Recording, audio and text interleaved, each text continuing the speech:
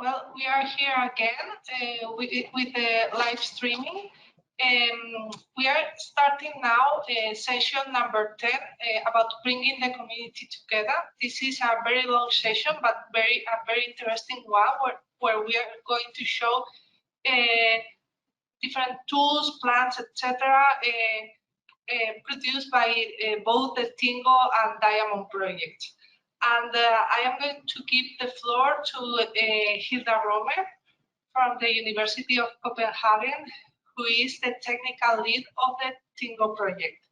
Hilda, the floor is yours. Thank you, Francisca. It's a pleasure to be the chair of this exciting session where we will have a lot of speakers, as you can see. And this session is organized a bit differently from the former sessions, in the sense that we will have presentations in twins, so to speak. One speaker from TInnGO and one speaker from the Diamond project on each topic.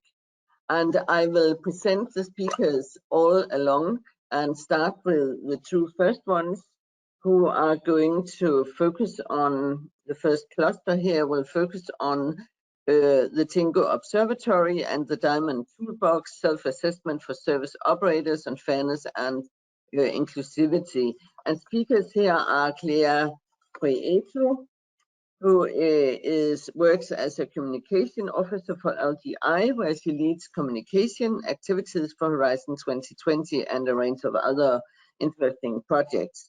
She has over 5 years of experience in digital communication, having previously worked for an international association as a communication and events officer.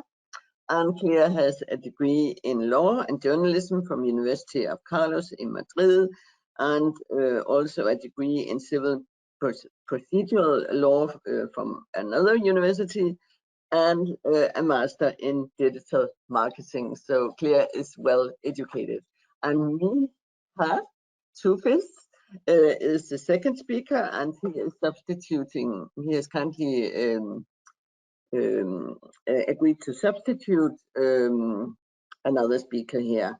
And Mihira Tufis is a data scientist and data science and data science and big data analytics group, connected, as far as I get it, to the EuroCAT, who has had a key role here in the Diamond project.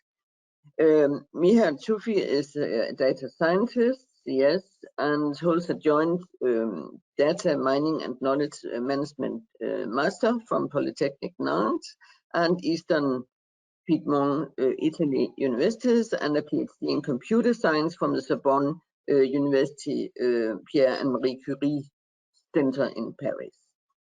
His PhD research focused on using crowdsourcing to extract information from multimodal text and image media, the post-processing and analysis of collected data, and its storage in dedicated formats. And he also developed various other interesting things. And since joining EuroCAT, he is involved in research and innovation projects. His main research is focused on how data value is connected to data quality and data exportability, and will result in the development of data evaluation platform.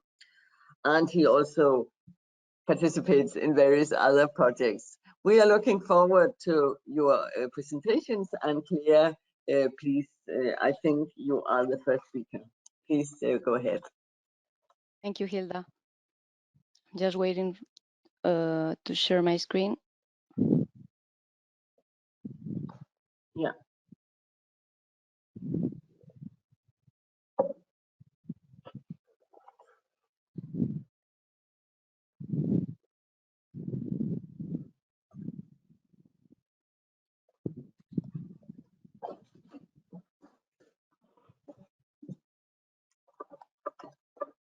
Here we are, please. Can you see it now? Yeah. Okay, perfect. There we go. Sorry. Good morning, everyone. So I'm going to give a brief presentation on the TInnGO Observatory and also the Open Innovation Platform. So first of all, why did we decide to create a TInnGO European Observatory for Gender Smart Mobility? The thing is that there is a lot of existing knowledge in the field of gender smart mobility, but sometimes the knowledge and all the information is difficult to find. Also, there are quite a few observatories out there, but few of them provide interaction and co-design possibilities that enable people to engage really with the issues we need to solve. So this results in a difficulty to break down barriers in smart mobility and transport. So this is why we think we need a central place for all the materials related to gender and smart mobility to be able to create a sustainable change in the European transport sector. And that's what we want the European Observatory for Gender Smart Transport to become. What are the objectives of this TInnGO European Observatory for Gender Smart Mobility? We have quite a few. So first of all, we want to build a community around the topics of gender and transport. We also want to help stakeholders address local issues on gender and diversity. We want people that come to the observatory to use TInnGO materials and TInnGO tools to fight inequalities. We also want to provide them with national data to back research in the field. We also want to support local initiatives in gender smart mobility. We want to co-create with key stakeholders and citizens gender-sensitive transport innovations. And of course, we also want to boost women's engagement in transport. So I'm gonna give an overview of different materials that are on the observatory. The first one is the gender and diversity action plans that were introduced in the session before. As you know, gender is something that creates inequalities in the transport sector, but there are other categories such as class, disability, and age that also play a crucial role. Which is why TInnGO has introduced the intersectional approach that also includes diversity in the gender action plans.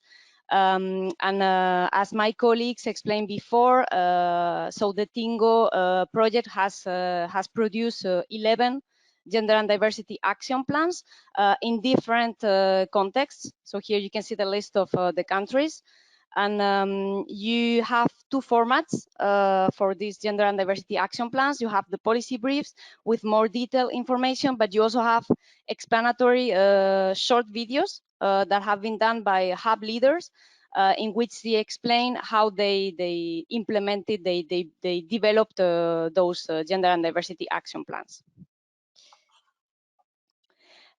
We have also produced interviews with the experts in the gender and transport sector. So we are now uploading the last 3 ones, but all the others are already on the website. And these are interviews with experts in different European countries. So they have diverse backgrounds. And the idea of these interviews is to gather their knowledge and experience in the field. We have also created portraits of successful women in smart transport. So if you go to our website, you will see that we have 10 case studies of women that are employed in the transport and gender smart mobility sectors. And the idea here is to have information on the different barriers they encounter when working in the transport sector and how they overcome them and try to change them. And you can see that we are targeting 10 contexts. So UK, Germany, France, Sweden, Italy, Spain, Romania, Portugal, Latvia, and Greece. Sorry, sorry, it's not Latvia, it's Lithuania. We also have a page dedicated to initiatives on gender and transport. So as I said before, we really want to provide a one-stop shop platform for the topics of gender smart mobility. So we have created a page that is a sort of index of different projects and initiatives on the topic. You can go there and find different initiatives and projects related, and you can click on the links to find out more about them.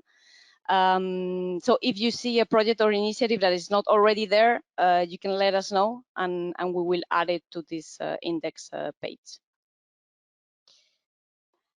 We also have a list of TInnGO publications that have been done in the framework of the project. And we have as well a library of reports on gender and transport topics. These are reports that have been written by other organizations, but can be very useful for someone interested in the topic. And you have a tag system to find them, the topics that you're most interested in. We also have a blog that is very active. So we publish not only news related to the TInnGO project, but also news and events related to the topics of gender smart mobility. I really invite you to follow the blog. You can subscribe to a news feed, and you will get the latest articles directly in your inbox. In the framework of the TInnGO project, we have also created different tools. So here you have 3 of them. The first one is the Open Data Repository. So this is a repository for gender-related data collections in the transport sector. You can download data, but you can also contribute with your own data. There's also an incident reporting tool. So this is a sort of online map in which you can anonymously report any incidents, and they will show up in the map, which is a worldwide map. And the idea behind this is to then be able to create a safer public spaces for everyone. And finally, we also have a transport surveys platform where we can manage survey campaigns. And these tools are going to be presented more in detail by our colleague from SBOIN later this morning. So I invite you to follow that session for more information. And finally, the last thing I wanted to share with you is that we have built the TInnGO Open Innovation Platform. So this is a collaborative platform in which we try to bring together the 10 TInnGO national hubs that are spread across Europe with key stakeholders and also European citizens, so that they can talk to each other and address the challenges that we are facing in terms of gender and diversity in the transport sector. So the platform has 3 sections. The Ideas Lab 1, in which we try to co-create transport innovations. The second one is the discussion section, which is a sort of online forum in which you can launch discussions with the TInnGO community. And finally, the initiative section, where we try to showcase good practices that have been implemented in different European countries. So this is everything for us. I really want to encourage you to register to use the Open Innovation Platform and talk to the TInnGO community, and also to use the TInnGO resources and tools to fight inequalities in the transport sector. And finally, please subscribe to our news feed and of course, follow the TInnGO project on social media as well. Thank you very much.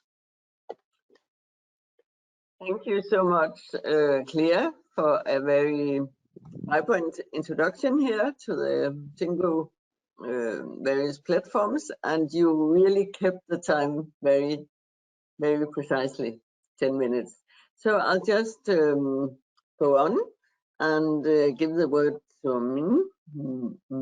Yeah, Yeah. Mr. Two-Fish, yes. And you will Can you see my screen? the Diamond Toolbox of Self-Assessment for Service Operators on Fairness and Inclusivity. Please go ahead. Can you see my screen? Yeah. First? Yeah. But And you can hear me well. make it Sure. bigger.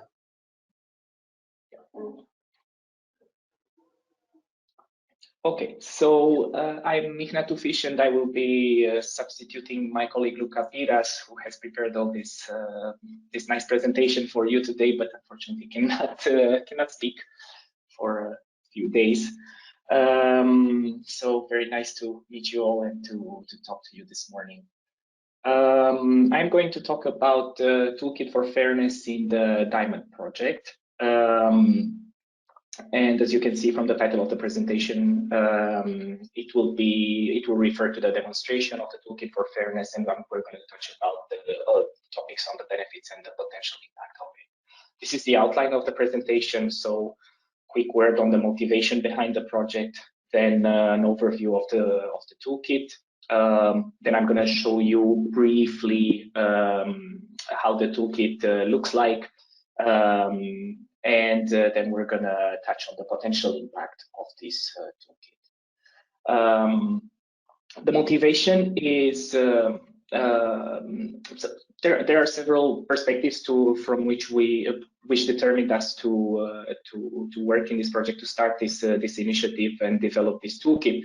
First of all, there's the specific groups of citizens who have special mobility needs, and these are related to various aspects of diversity that you have already commented through the conference today, and one of them is including gender. Then from the mobility operator side, they also need to have a way to self-evaluate their level of inclusiveness and have a way to look at different factors, different parameters that influence the level of inclusiveness of these diverse groups of passengers that are using of users that are using their services, and then they need to take action towards a more inclusive service. So these are very largely the 3 points that are motivating the creation of this toolkit. As my colleague Clea was showing before, TInnGO is another initiative that deals with this kind of issues, and I think both projects, both TInnGO and we know that both TInnGO and Diamond are looking at gender inclusiveness in transport and are tackling problems related to gender inclusiveness. Probably from different perspectives, since TInnGO is looking at things from the perspective of the passengers and from the perspective of the diversity of the passengers, whereas Diamond, the effort of Diamond is to take a look at the same problem, but from the side of the operator, and at the problems that the operator can deal with to improve the situation of the passengers.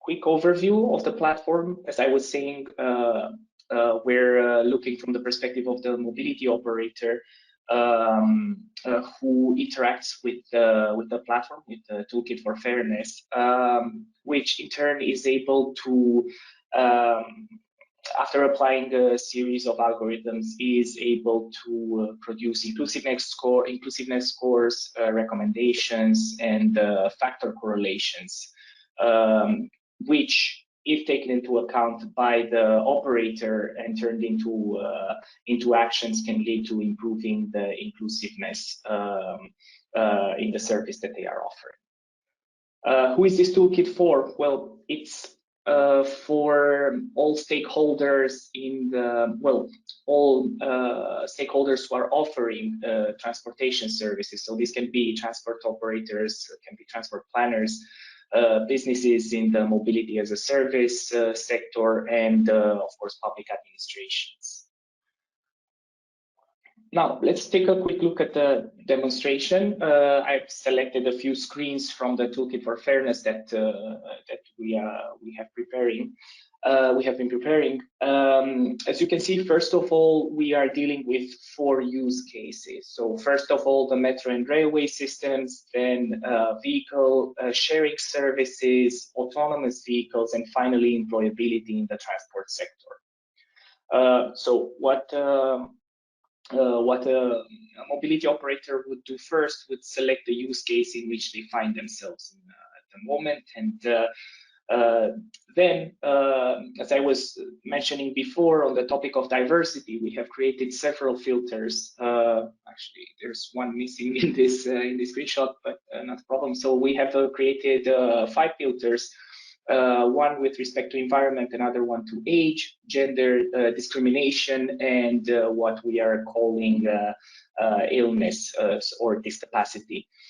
So these are selections that a mobility operator can take, such that they are choosing a targeted profile on which to perform the rest of the analysis.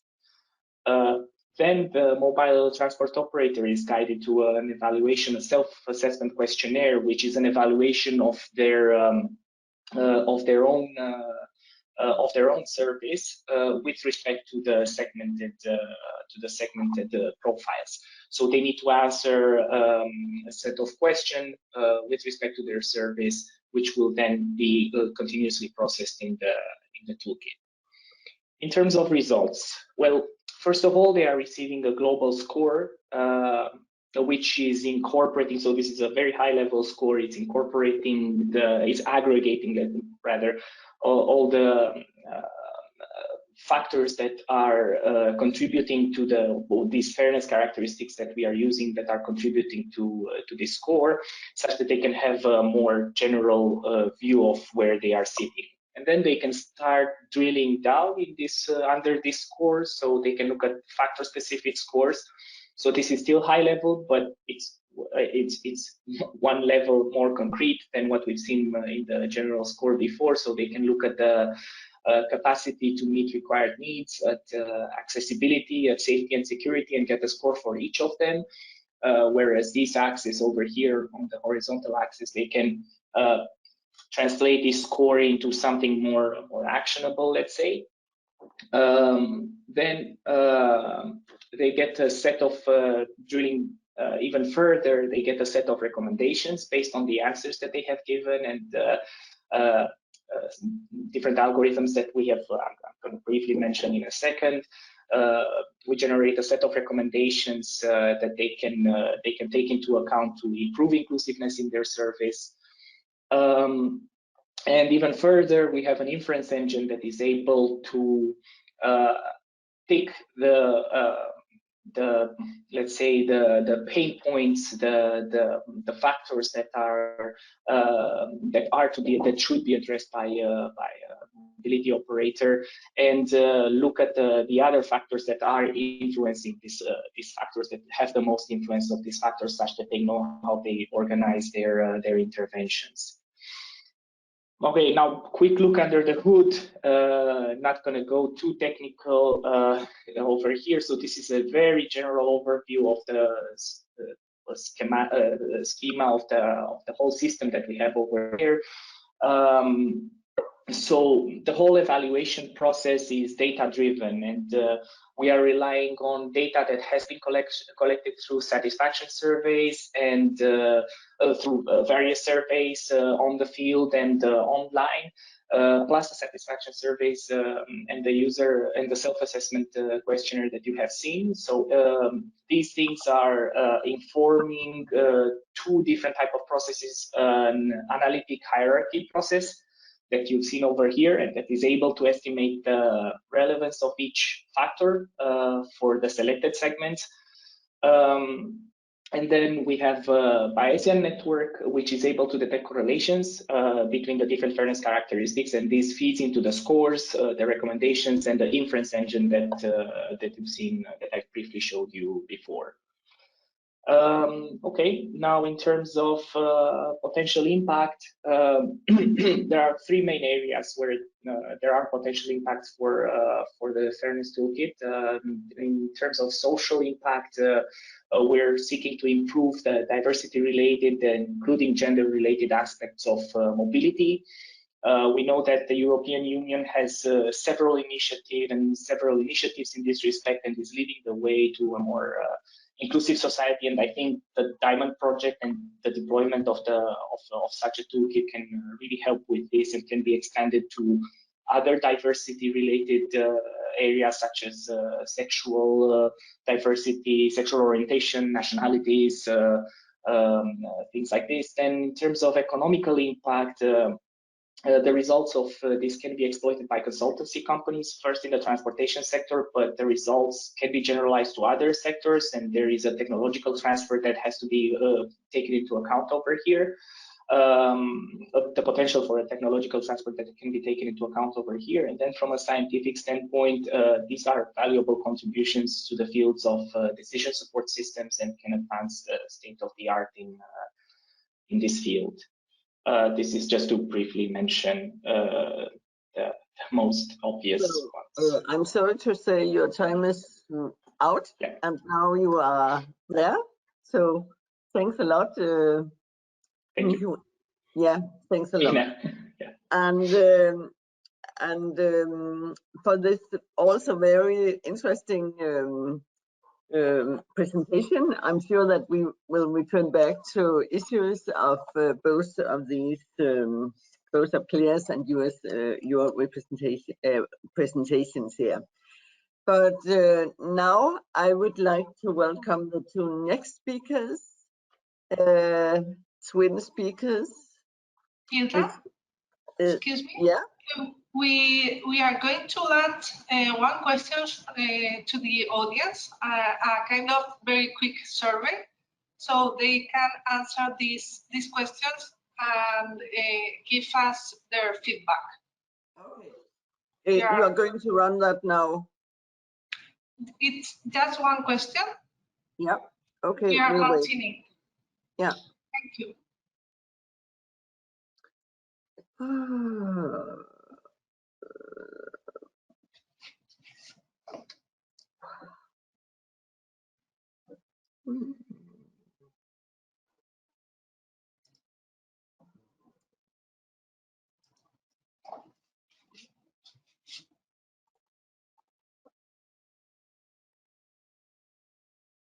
Oh, we don't vote. Okay.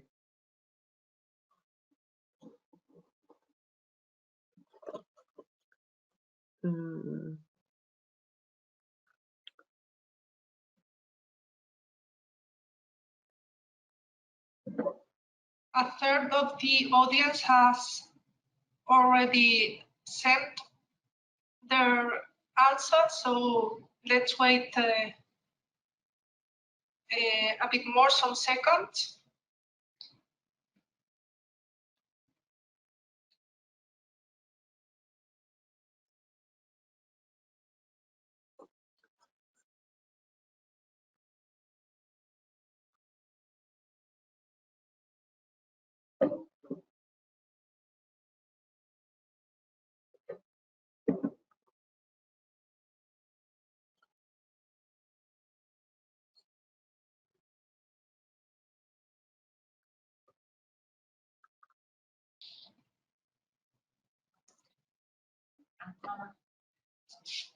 We invite you to give us your feedback. We are almost reaching 50% of the audience. So once we reach 50%, we will end this survey.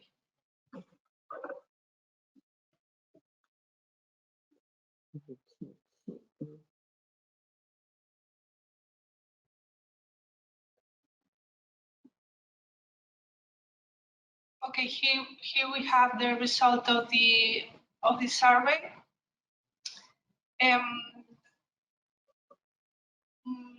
About 50% of the respondents have considered that this is useful in a scale of between 4 and 5 in a scale from 1 to 5. And only 14% of the audience have considered that they are not very, very useful. So we will continue working to combine two and to improve these tools for you to find them really useful and to apply them in your work. Hilda, I let you continue with the session. Yeah, thank you so much. Interesting, Paul.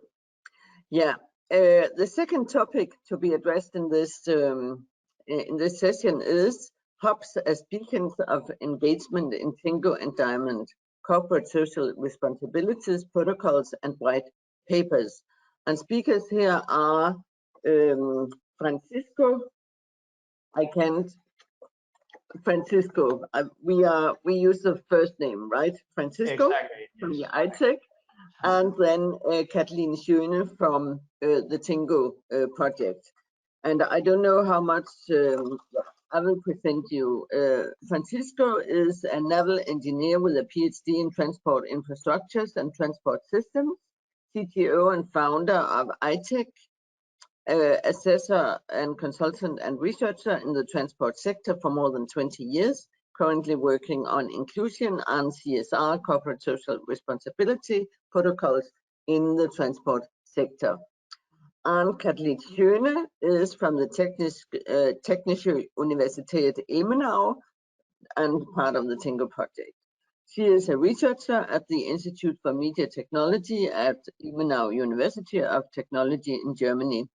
And since 2018, her research has focused on the user-centered development and design of services and user interfaces systems. And she has been involved in the TInnGO project and also in various other mobility projects. Kathleen, she obtained her master degrees, RTM degree in communication and media studies at the University of Leipzig. So I will give the word to Francisco as the first speaker, please. Yes. Well, no, I think it's Kathleen. Kathleen. No, it's Kathleen. Okay. I'm the first one. Both of you are here, but welcome. Yeah. Thank you very much for the introduction, Hilda. I'm just trying to share my slide and hope that will work perfectly. Hope so. Can you see it? Yeah. Yeah. Okay, then we'll go in presentation mode and then it should be perfect. Okay. Yeah. Thank you for the introduction. As Hilda mentioned, we're going to talk about hubs as beacons of engagement in TInnGO, and later on DIAMOND corporate social responsibility protocols and white paper. As Francisco just mentioned, I'm going to start first with the topics hubs as beacons of engagement in TInnGO. So first of all, just a really short recap on what's the TInnGO project all about. It's about developing a framework and mechanism for sustainable game change in European transport by using the transformative strategy of gender and diversity sensitive smart mobility.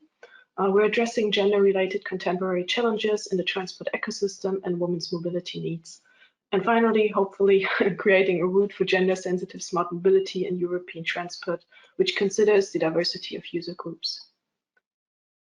In the scope of the project, we're working in 10 national hubs. The hubs are all about extracting and preparing nationally and internationally available knowledge in the field of mobility, gender, and diversity. We developed a user-centered information platform on which the prepared knowledge, tools, practical examples are made available to a broad group of users. That's what Clea just explained to you. It's our observatory. Together, we are working with regional stakeholders to understand their context, their tasks and goals, and interest with regard to gender smart mobility, and increase their capacity to act through the transfer of knowledge and training materials. And last but not least, we're developing concrete solutions together with the stakeholders and testing them. You heard a lot about stakeholders, what we're doing with them, who are these stakeholders. So they are present in different selected cities all over Europe. The collaboration with the stakeholders covers various activities aiming institutional and public engagement to develop gender smart mobility that will lead to invisible and sustainable change in local practice. On the right side, you see some of these stakeholder groups, just briefly mentioned: public transport operators, mobility consultants, we as academics, local decision makers, and many more. But what do we mean when we talk about collaboration with stakeholders? Here do you see the 10 TInnGO hubs all over Europe. Our Scandinavian hub, it's parted in the Danish and the Swedish hub. Denmark is coping with the issues on planning bicycle training for ethnic minorities, for example. The Swedish hub deals with the topic, can bike sharing contribute to transport justice? Then we go further to the Baltic hub. It's all about gender balance in STEM. What is it and what could be done? The Romanian hub, located in Albania, is dealing with the topic gender equality and women's empowerment and transport from theory to practice. Our Greek hub is all about public transport in Thessaloniki metropolitan area, dealing with the issues on safety and security or comfort and customer service. The Italian hub in Torino deals with sustainable urban mobility plans as a gender and diversity issue. We as a German hub focusing on gender and diversity sensitive participation culture in the mobility planning process. And further on, the Spanish hub is dealing with internal job promotion processes with a gender perspective. The Portuguese hub is also about smart biking, which we just already seen in the Scandinavian hub. The Paris hub, or the French hub, sorry, is promoting activities towards inclusive mobility in the Paris region. And last but not least, our United Kingdom hub is working with mobility providers to achieve gender and diversity smart mobility solutions. If you want to get more details, more information on these collaborations with the stakeholders, on the activities and that they're carrying out, please feel free to go on the observatory and have a look at the policy briefs, at the gender and diversity action plans. There you have much more information, much more details.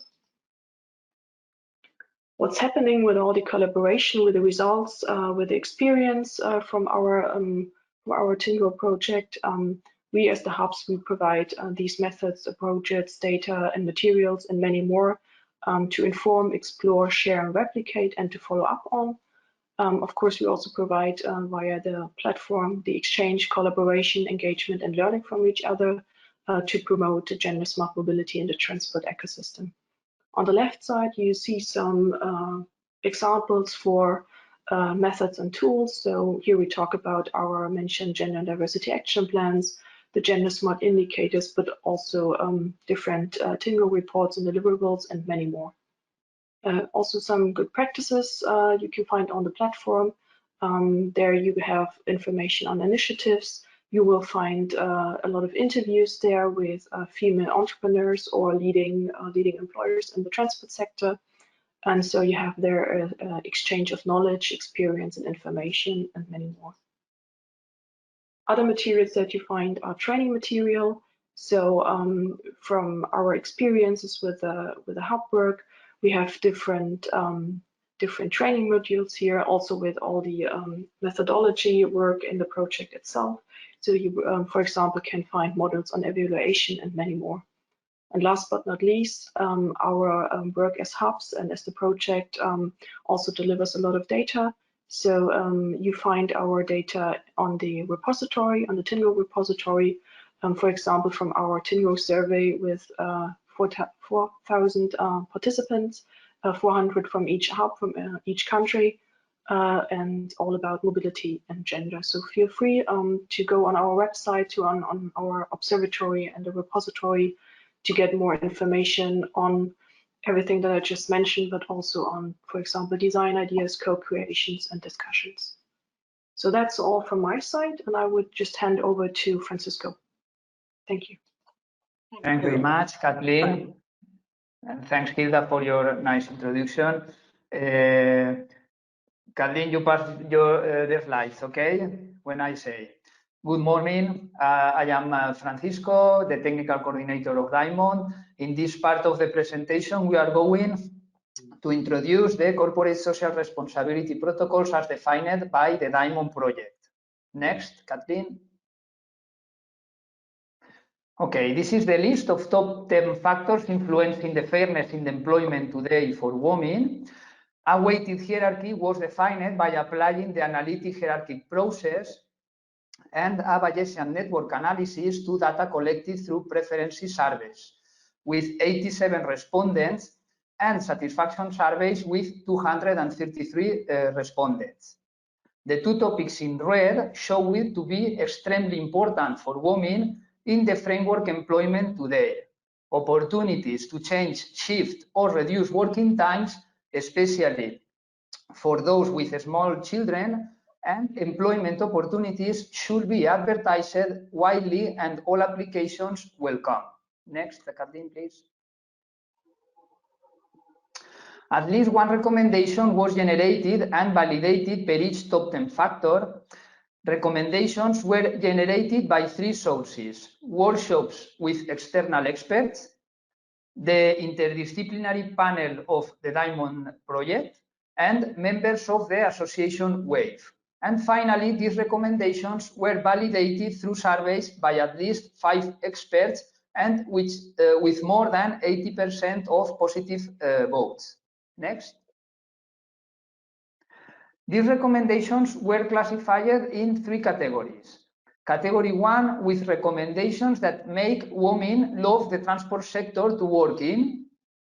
Category 2, with recommendations that make easier for the transport companies to access all kinds of public to cover job positions.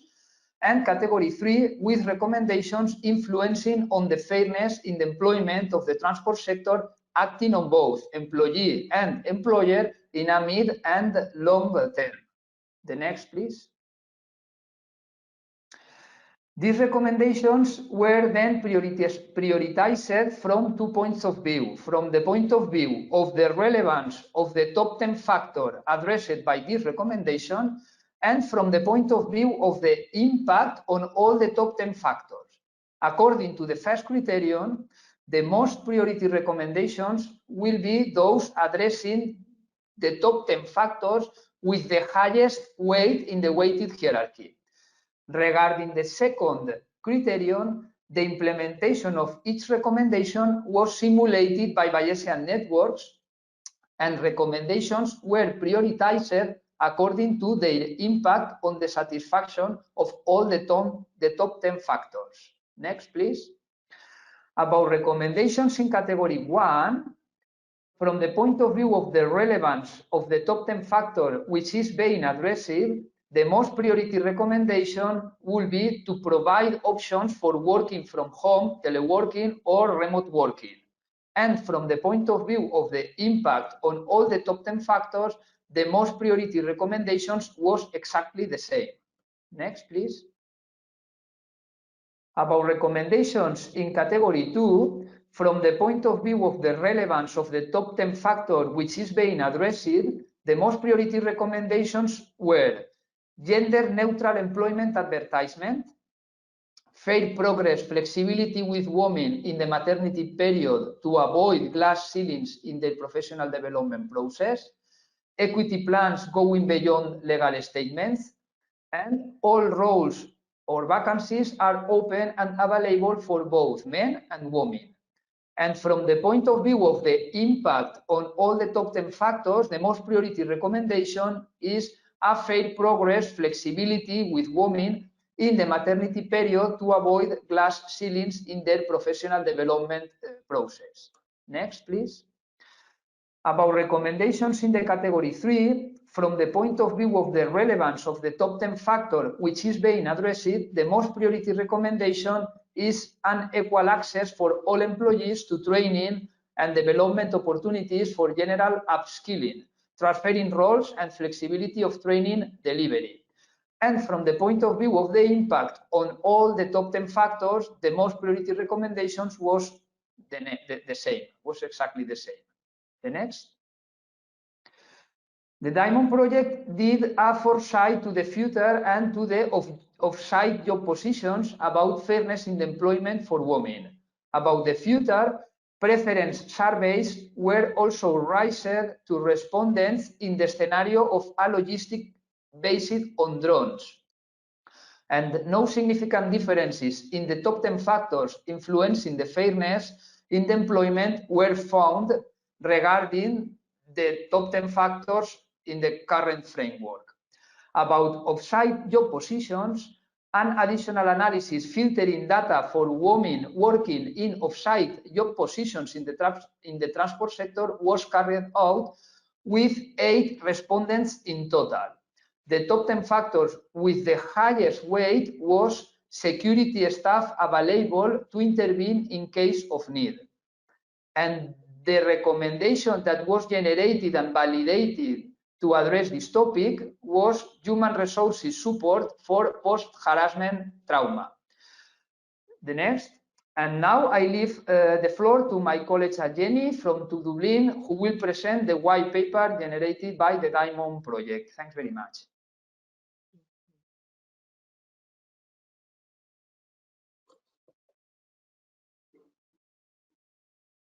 Are you there? Jenny, please.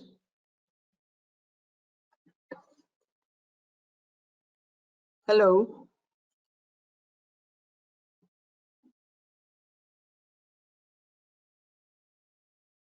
For instance, has Janie access, or is she even in the participant list? I haven't checked. Yeah, she's in the participant list. See? Yeah? Caroline? Janie? Yes, it's Janie that we're looking for. Janie TInnGO, first one in the list. She needs access to share or to be seen. Yeah. To be heard.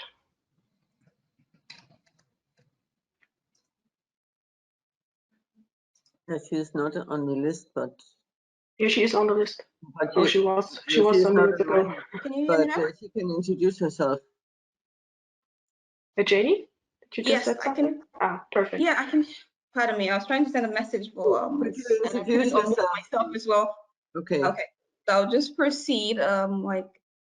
Share my cam. So pardon me. Please beware of the time now. No problem. I'm just going to rush through this.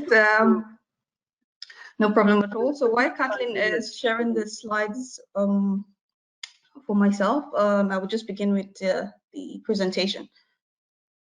Okay.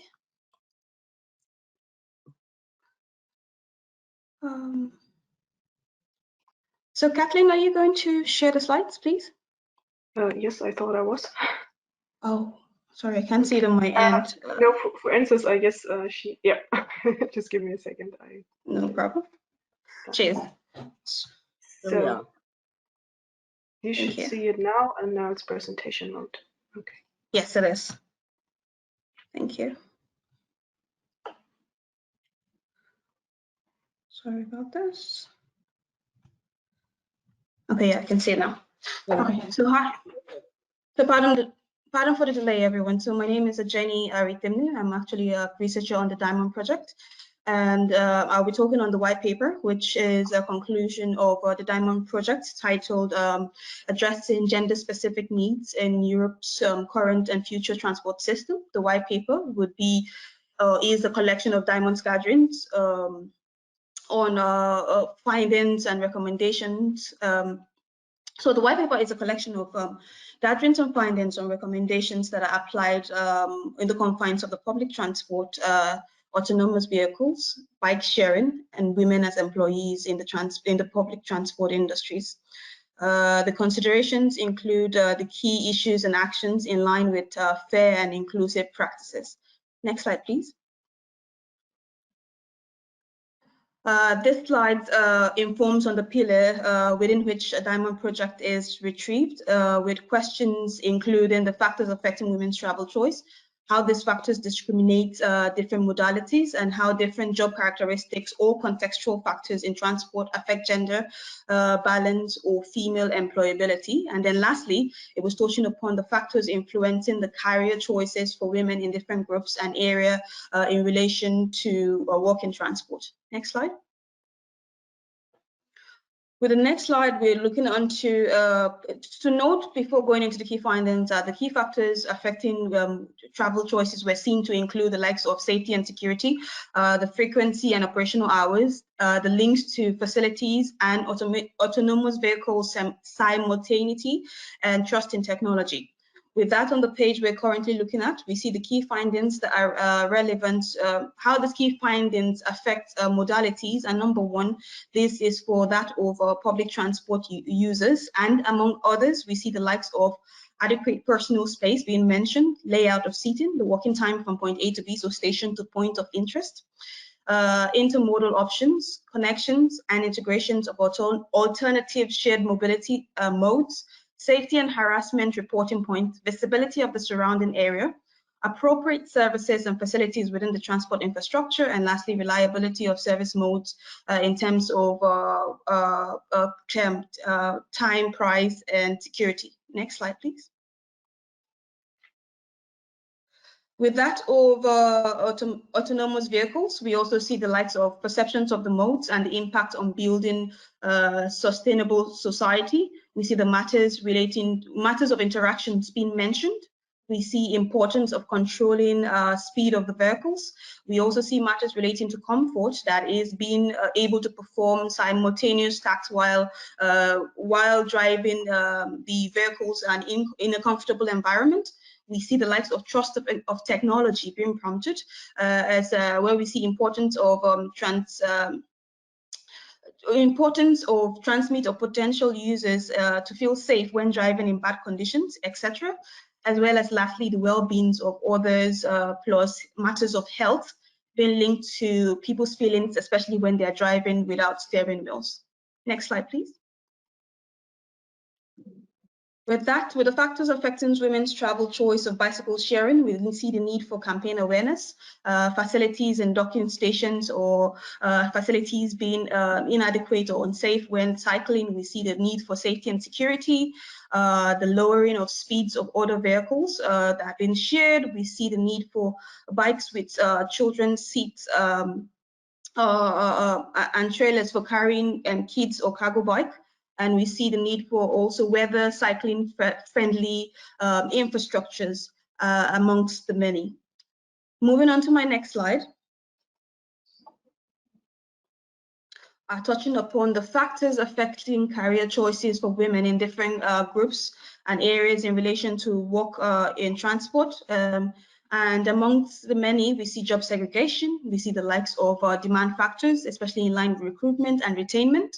We see policy and legal to do with employment policies. We see facilities, there's training and promotions in HR policies, terms and conditions to do with equal pay, shift patterns, etc. We see safety and security measures where we're looking into personal protection, PPEs, etc. The need for caring and parental responsibilities, measures to enhance job hiring, and adequate training modules as needed. With the diagram on the right, this is in line with in order to gain a more diverse workforce within the gender or female employability. In descending order, we see gender equality and communication policies. We also see gender pay equality, and lastly, we see gender equality, gender in promotion and recruitment. And on to my next slide, please. I hope you can wind up now because your time is out. I'm sorry to say. No problem. Sorry. Okay. No problem at all. So among others, with the recommendations, we see that of public transport where there's need for facilities like improvements of seatings, improvement of security for personnel, the coordinations of timetable, the increasing of visibility in the area. With that of autonomous vehicles, we see the need for interaction between passengers and the vehicles themselves, the design of the interior of the vehicles, as well as workload and configurations. We also see the need for automated systems that could enable or control speed and allow comfortability. And onto the next slide, which would be my last, we see that of bike sharing, which was talking about well-functioned and safe, visible lights and brakes being available for bike, availability of electric bike and docking stations, cycling routes to avoid high-speed roads, and lastly, women as employees, where there was need for flexibility for women, especially in line with maternity periods, gender-neutral employability advertisements, and then lastly, we see on the other hand, there was a need for promotion of awareness, especially when it came to options of teleworking options. And that's all Sorry, so yeah. Hilda, I'm done. So that's all I have Thanks for today. Thanks a lot.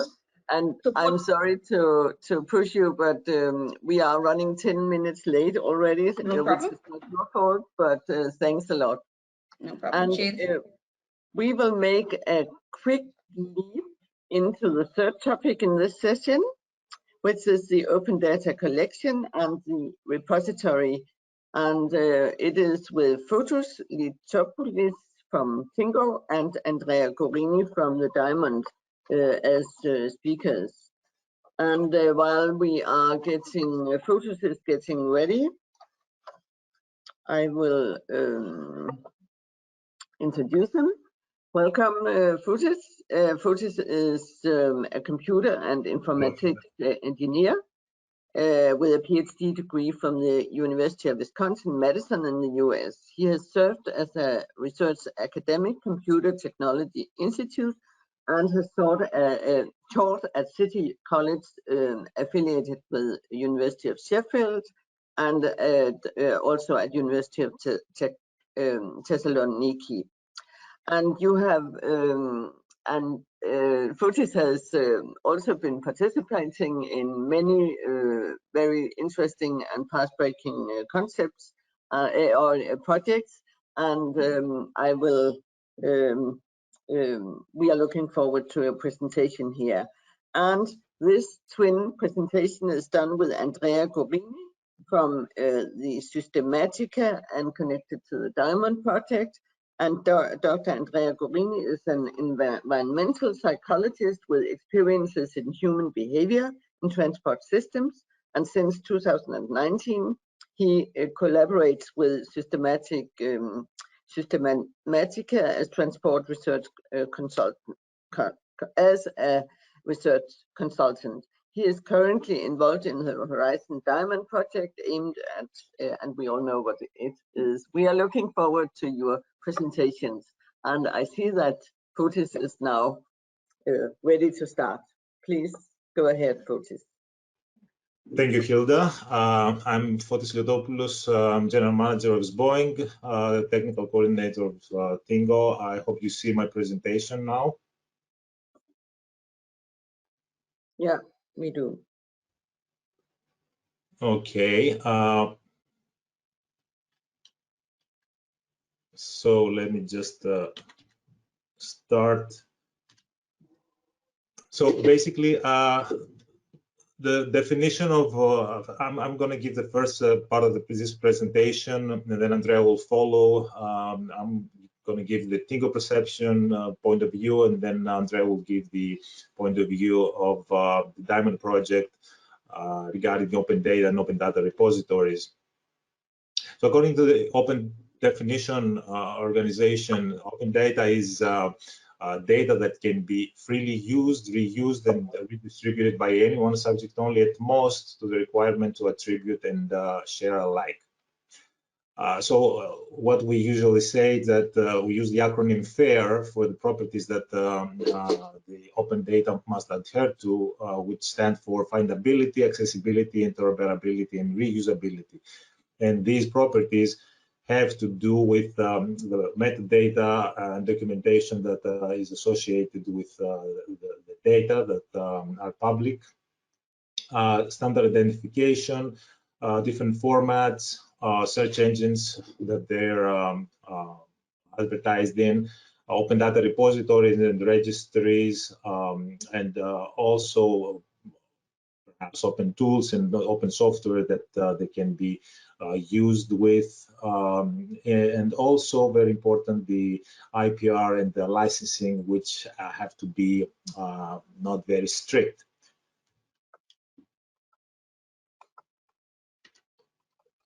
There are a number of open data repositories or open access repositories, they are also called, and there are also registries which are directories of such repositories. For the TInnGO project, our open data repository has been registered with the Retri data registry. The main principles behind the open data, at least the ones that the TInnGO open data repository adhere to, are the ORD, the Open Research Data Pilot, which is basically the requirement for Horizon 2020 project to have a data management plan, accompany all the data management throughout the project. The well-known General Data Protection Regulation, the GDPR, which is effective since 2018 and is about protecting the individual's privacy and private data, private information.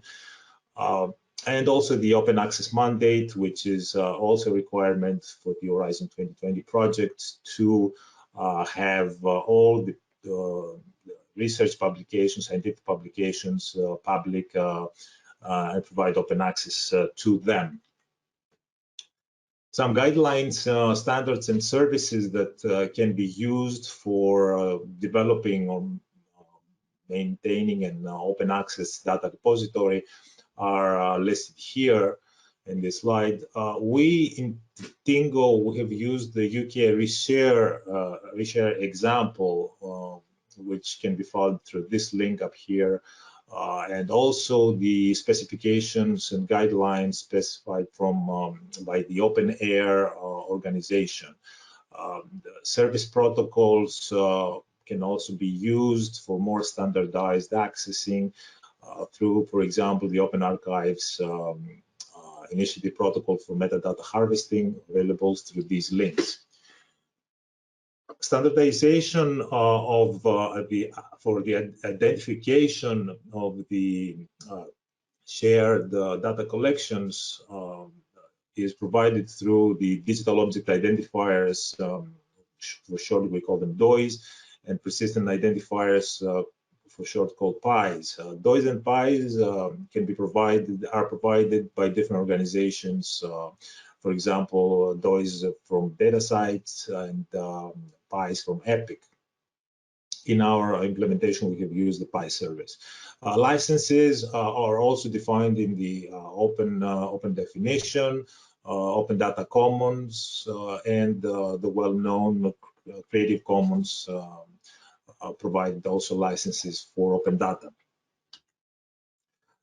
Different types and formats can be used, and some of them are recommended, some of them are accessible. This is the list of such data types as listed, as provided by the UK Data Service from that link. It's about data, tabular data, geospatial data, textual, image, audio, video, documentation, and scripts. This is a very brief description now of the open data repository that we have developed and we're maintaining for the TInnGO project. It's available through this link, but also from the project link TInnGO.eu or the observatory's website. I'll show the link later on, transport-genderobservatory.eu. So this is the central link of the TInnGO toolbox. One of the links here is the open data repository. There are 3 access points, one for visitors, this is free access, another one for contributors, this is access with credentials that we provide, and also there is an API access for automated accessing in real time. The Open Data Repository of TInnGO has been registered in 2020, since 2020 in RETRI Data, which is the Pan-European Registry of Research Data Repositories. This is a list of brief list of its features. It's open access. It contains rich metadata, an embedded search engine, a variety of licenses available, legal terms clearly defined, protecting the individual's privacy and the GDPR compliance. It consists of supports persistent identifiers, the PIs that I mentioned earlier. It's GDPR compliant. Security is ensured with antivirus checking of the uploaded web collections. Raw data can be uploaded with up to 20 files of 100 megabytes each per upload. The files can be zip files, RAR, text, or PDFs. It's a moderated repository with quality assurance framework implemented, supporting self-checking of the data collections that are uploaded, the visitors' feedback, and star ratings. This is an example of how a visitor views the repository. It has a search panel on the left with free text search based on keywords, data types, country, and so on. You get the grid list, you click on it, and you visit the data collection. You can download the files. You can also provide an evaluation with a rating, a star rating, and some comments, perhaps with feedback to the contributor. Contributing is a second way of accessing the Open Data Repository. It's a 5-step process where you provide information about the people, the creators, the contributors, and their affiliations and contact info. Data collection is the second part. It contains information, metadata, descriptions, titles, geolocation and time definition, description of the data collection. So all the information, including also licensing types, language. It's a rich metadata content that accompanies the data collection. The third part is the actual data, the data files that are uploaded. There is a review session where you can post your own review and star rating or view other reviews. Moderation status, as you can see here, is only visible by the supervisor. Okay, I need to ask you, or I will kindly ask you to wind up. Your time is out, I'm sorry to say. Okay, so this is the third option about managing the Open Data Repository, about moderating it, editing it, setting up users. The tools of, I also like to present two tools, just one slide each, very briefly. So this is the incident reporting tool where anybody globally on the global map can report anonymously incidents, and there is a moderation also provided. The other tool is the dynamic transport surveys, which is a platform that supports transport-oriented vertical surveys. There is a web interface, a web application for data entry, and there is also a smartphone application for responding to questionnaires regarding transport issues.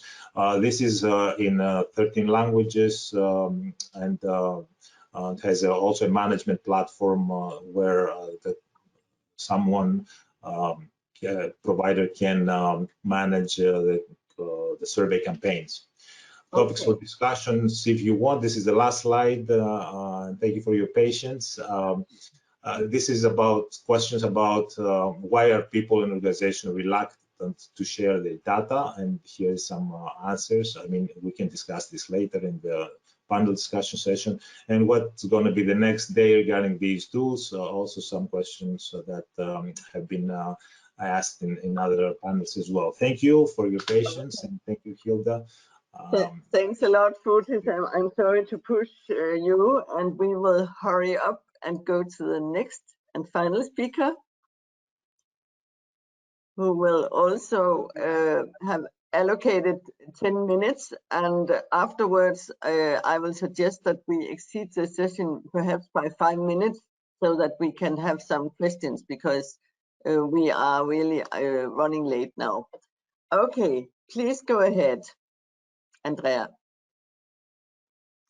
Yeah, let me share my screen.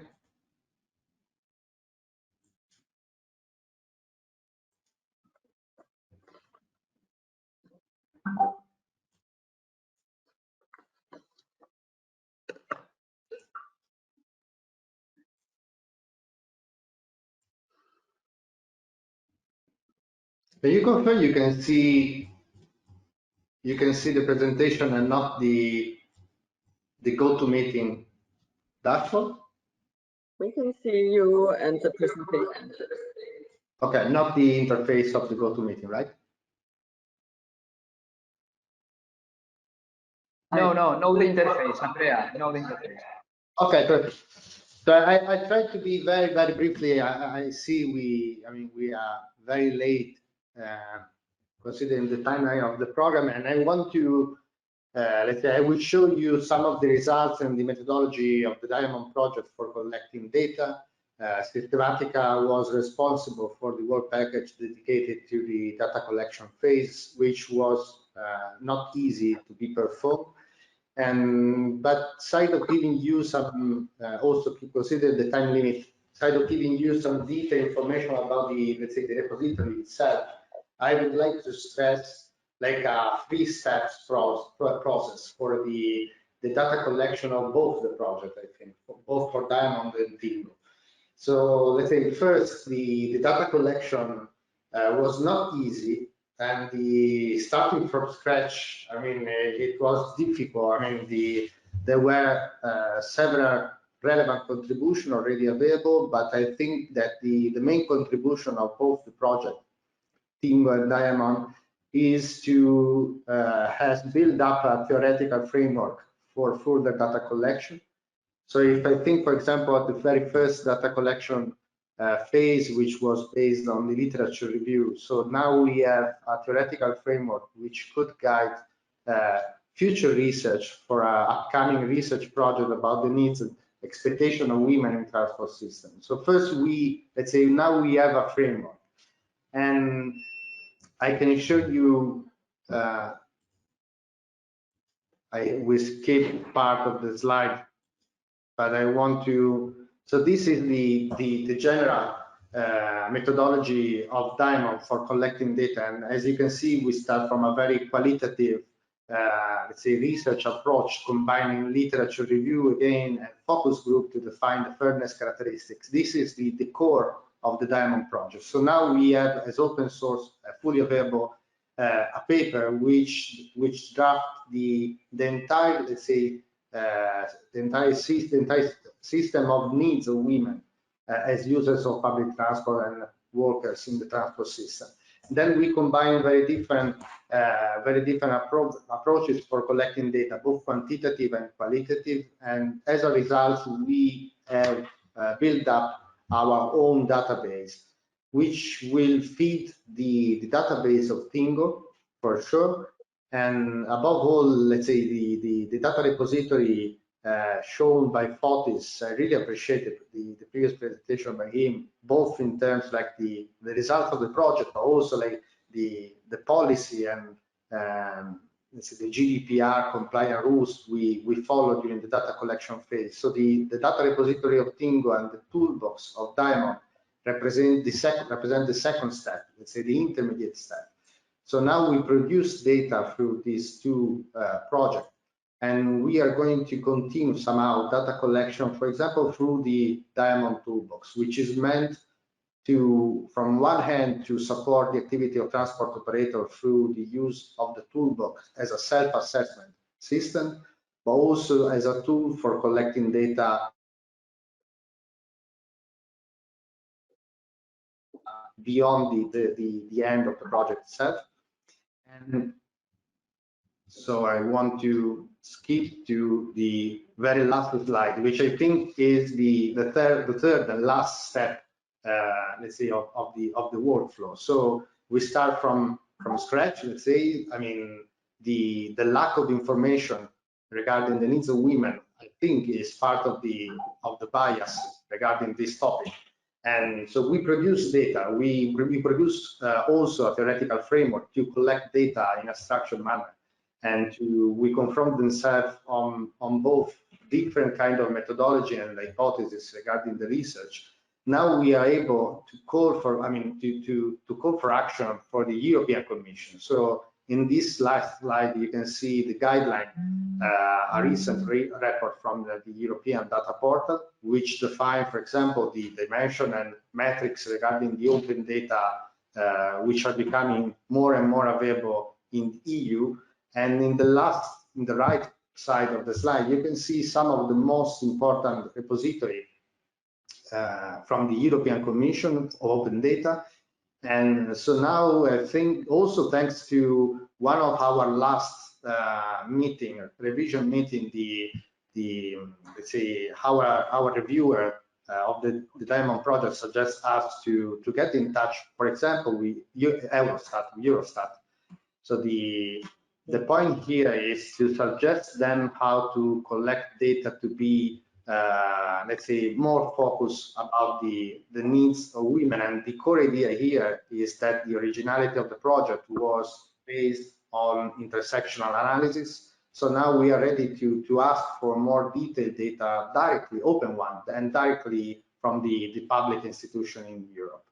And as a very last information, I suggest you all, if interested about this topic, to attend the European Open Data Days, which is an upcoming conference, truly interesting.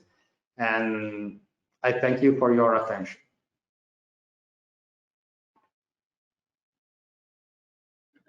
Thanks to you, Andrea, also for shortening, I think, your presentation. And I really think that you raised very vital questions here at the end about, I mean, what to do with all the findings and guidelines and new methodologies. I imagine that we would have all the speakers on